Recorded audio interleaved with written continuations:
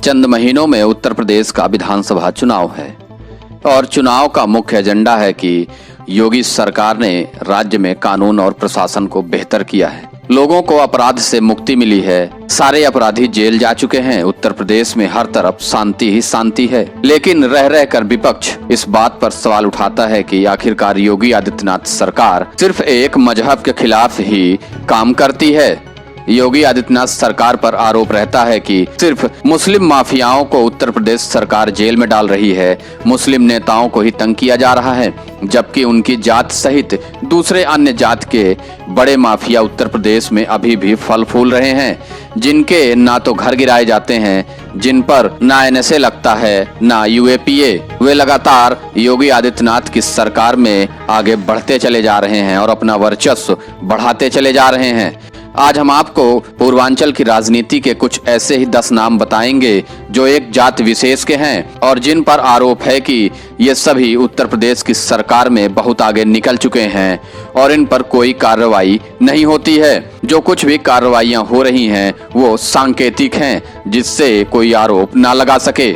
हम आपको पूर्वांचल के ऐसे 10 नामों से आज रूबरू कराएंगे जो पूर्वांचल की राजनीति में अब खासा दखल रखने लगे हैं। सबसे पहला नाम आता है वाराणसी के रहने वाले ब्रिजेश सिंह का। वही ब्रिजेश सिंह जो मऊ के विधायक मुख्तार अंसारी से अपनी अदावत के लिए मशहूर हैं।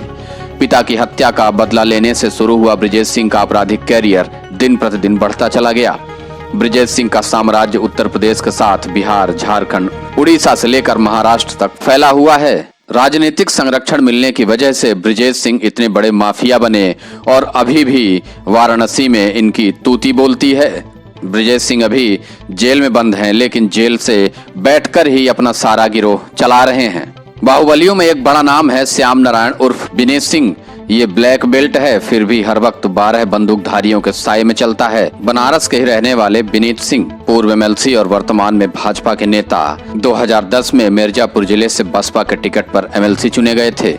ये माफिया से नेता बने ब्रिजेश सिंह के कट्टर विरोधी माने जाते हैं। इन पर कई संगीन केस दर्ज हैं, कई में बरी भी हो चुके हैं। उन्होंने रांची जेल में रहते हुए यूपी का विधानसभा चुनाव लड़ा, जिसमें 65,000 वोट पाने के बाद भी बीजेपी प्रत्याशी थे पराजित हो गए थे। ये 10 एसयूवी कारों के काफिलों के साथ चलते हैं और इनकी धमक वाराणसी में आज भी देखी जा सकती है। 2019 के लोकसभा चुनाव में इन्होंने भाजपा को समर्थन किया था और कहा था कि मोदी जी की सरकार आनी चाहिए और अभी भी ये वाराणसी में बड़ी हनक रखते हैं। धनंजय सिंह पूर्वांचल से 2 बार के विधायक और 1 बार के सांसद चुने जा चुके हैं।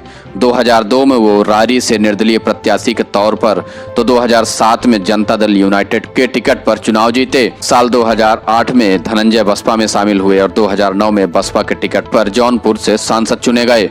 2011 में मायावती ने उन्हें बसपा से निष्कासित कर दिया। छात्र राजनीति से पूर्ण राजनीति में आए धनंजय सिंह जौनपुर लोकसभा सीट से सांसद रह चुके हैं। यह जौनपुर जिले के साथ साथ पूर्वांचल की करीब 10 विधानसभा सीटों पर प्रभाव रखते हैं। इनकी पत्नी चंद्रकला जिला पंचायत सदस्य हैं। फिलहाल धनंजय फरार चल रहे हैं। बाहुबली विधायक यानी ऐसे नेता जो अपने क्षेत्र में अपनी दबंग इमेज के लिए जाने जाते हैं। यूपी में तो ऐसे बाहुबलियों की भरमार है।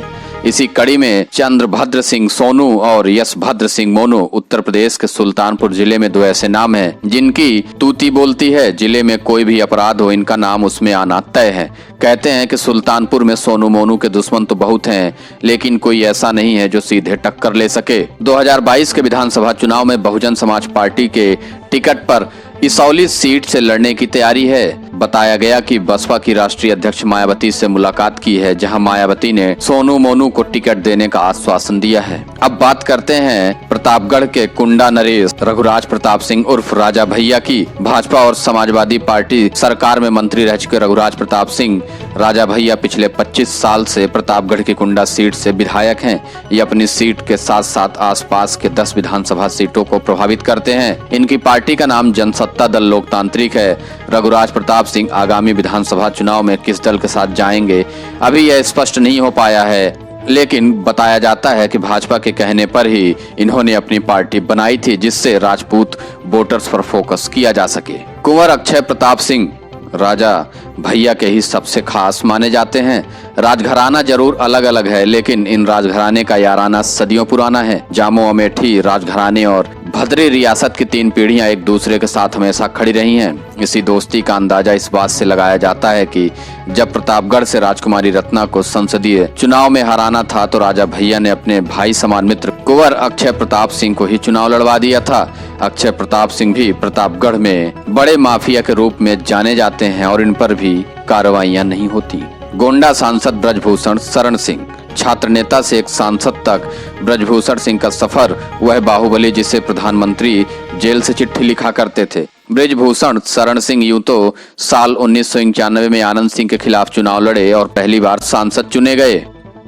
आजमगढ़ का सबसे बड़ा अपराधी कुंटू सिंह, प्रदेश के टॉप 10 अपराधियों की सूची में शामिल ध्रुव कुमार सिंह उर्फ कुंटू सिंह की पत्नी वंदना व उसके सहयोगियों पर 25-25 हजार का इनाम घोषित किया गया है। कुख्यात कुंटू सिंह T11 गैंग का लीडर है। वह सुर्खियों में तब आया जब पूर्व विधायक सर्वेश सिंह सीपू की हत्या हुई। हत्याकांड के बाद से ही कुंटू जेल की सलाखों के पीछे है। उसके जेल में रहते हुए भी रंगदारी, हत्या, लूट व छिनैती जैसी घटनाएं उसके गैंग के लोग लगातार अंजाम दे रहे हैं। जनवरी माह में ही लखनऊ में हुए मऊ जिले के मोहम्मदाबाद ब्लॉक के पूर्व ज्येष्ठ प्रमुख अजीत सिंह की हत्या में भी कुख्यात बदमाश कुंटू सिंह का नाम सामने आया था। इसके बाद ही कुंटू को दूसरे जनपद की जेल में स्थानांतरित कर दिया गया था, लेकिन आजमगढ़ की गलियों में आज भी कुंटू सिंह का दबदबा बरकरार है। गोरखपुर के सहजनवा सीट पर बसपा ने सुधीर सिंह को अपना प्रत्याशी बनाया है। ये वही सुधीर हैं जिनके खिलाफ माफिया अभियान के तहत कार्रवाई करते हुए उनके मकान और गाड़ियां प्रशासन ने सीज कर दी थी। इससे पहले उसे जिला बदर भी किया जा चुका है।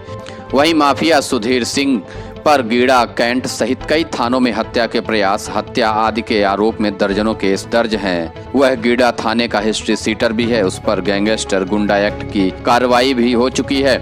उसकी संपत्ति भी जब्त हो चुकी है। गोरखपुर जिले की गुंडों की टॉप 10 सूची में भी वह शामिल है, लेकिन सुधीर सिंह पर कोई बड़ी कार्रवाई होती नहीं दिख रही है, जबकि सुधीर सिंह बसपा से चुनाव भी लड़ने वाला है। और अंत में एक नाम और, वाराणसी से ही विधायक सुशील सिंह ने राजनीति में अपना कदम रखा तो उनकी छवि माफिया की ही थी। सुशील सिंह वाराणसी के माफिया ब्रजेश सिंह के भतीजे हैं।